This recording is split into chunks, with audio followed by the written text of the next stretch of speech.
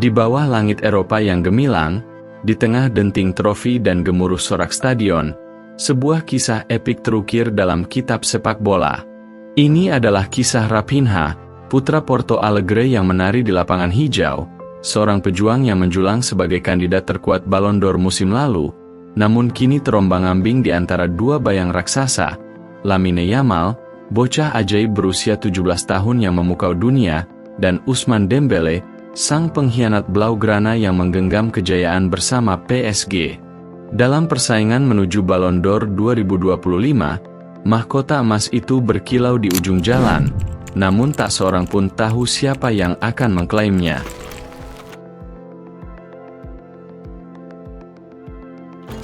Raphinha, nama yang kini bergema di setiap sudut Camp Nou, bukanlah anak yang lahir dengan sorotan lampu. Dari jalanan Porto Alegre, Brasil, ia menapaki perjalanan penuh duri menuju panggung Eropa.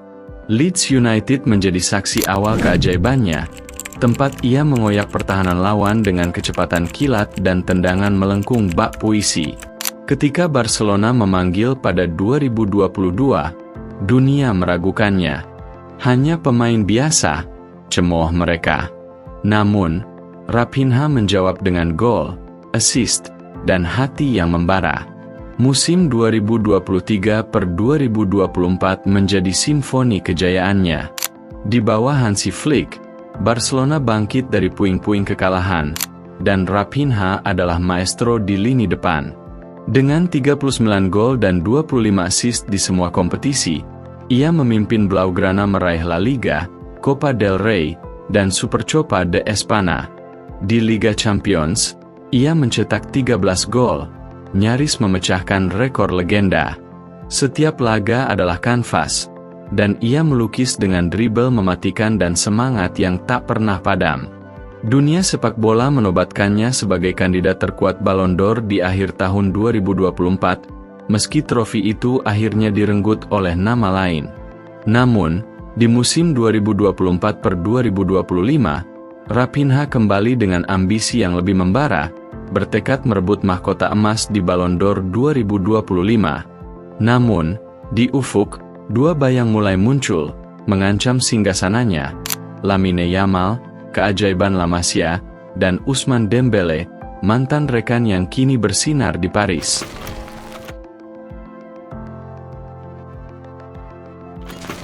Di antara gemerlap bintang-bintang Barcelona, seorang bocah berusia 17 tahun melangkah ke panggung dunia. Lamine Yamal, permata La Masia, adalah titisan keajaiban yang seolah diciptakan untuk mengguncang sejarah. Dengan kecepatan kilat, visi layaknya maestro, dan keberanian yang tak wajar untuk usianya, ia menari di lapangan seperti lukisan hidup Ronaldinho. Musim 2024-2025 menjadi panggungnya yang sejati. Dalam 100 pertandingan senior, ia mencatat 19 gol dan 26 assist, angka yang membuat dunia terpana. Penampilannya di perempat final Liga Champions melawan Bayern Munich menjadi legenda.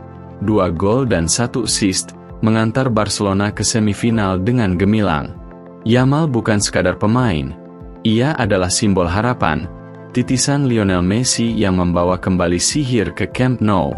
Dalam sebuah wawancara dengan El Mundo Deportivo, ia berkata dengan senyum polos, "Saya hanya ingin bermain dan menang. Ballon d'Or? Itu mimpi, tapi saya fokus pada tim." Kata-katanya sederhana, namun di baliknya tersembunyi ambisi yang membara. Di UEFA Nations League, ia memimpin Spanyol dengan assist dan gol krusial, membuat dunia bertanya, bagaimana mungkin seorang remaja bisa begitu menentukan? Yamal adalah badai yang tak terduga, menggeser Raphinha dari sorotan, dan menempatkan dirinya sebagai salah satu pemimpin persaingan Ballon d'Or 2025.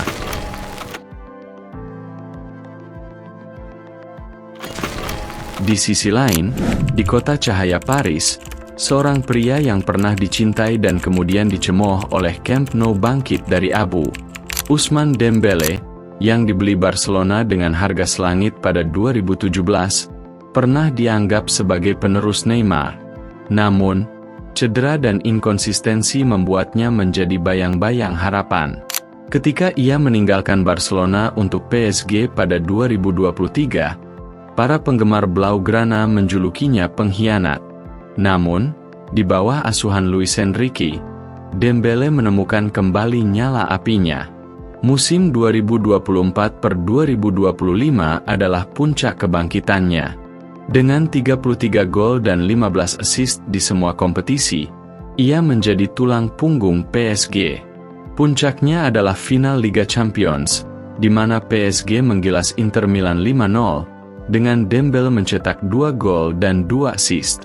UEFA menobatkannya sebagai pemain terbaik Liga Champions, dan Luis Enrique memujinya sebagai pemimpin sejati yang tak pernah menyerah.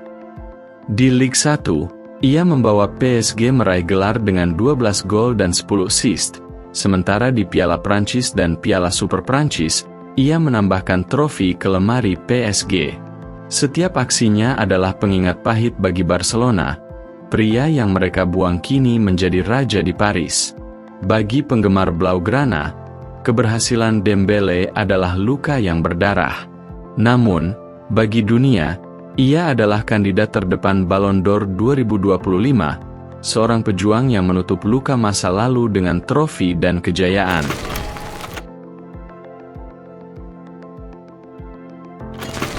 Persaingan Ballon d'Or 2025 adalah gelanggang para dewa. Tanpa turnamen internasional besar seperti Piala Dunia atau Euro, prestasi klub menjadi penentu utama. Raphinha, dengan treble domestik Barcelona dan 13 gol Liga Champions musim ini, tetap menjadi kandidat kuat. Namun, kegagalan Barcelona di semifinal Liga Champions melawan Inter menjadi noda dalam catatannya. Ia adalah pilar Blaugrana, dengan 34 gol dan 25 assist di semua kompetisi, namun bayang-bayang Yamal dan Dembele semakin besar. Lamine Yamal, dengan keajaiban usia mudanya, menjadi kejutan dunia.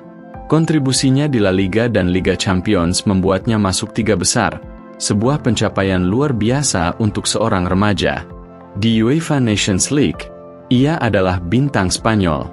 Dunia melihatnya sebagai masa depan sepak bola, dan para pemilih Ballon d'Or, jurnalis, pelatih, dan pemain, tak bisa mengabaikan pesonanya. Ousmane Dembele, dengan trofi Liga Champions, Ligue 1, Piala Prancis, dan Piala Super Prancis, berdiri di puncak. Penampilannya yang konsisten, ditambah peran krusial di PSG, membuatnya menjadi pemimpin persaingan bersama Yamal. Dalam sebuah wawancara dengan France Football, ia berkata, "Saya hanya ingin membuktikan bahwa saya bisa menjadi yang terbaik." Kata-katanya adalah pedang yang menusuk hati Barcelona, namun juga nyanyian kemenangan bagi PSG.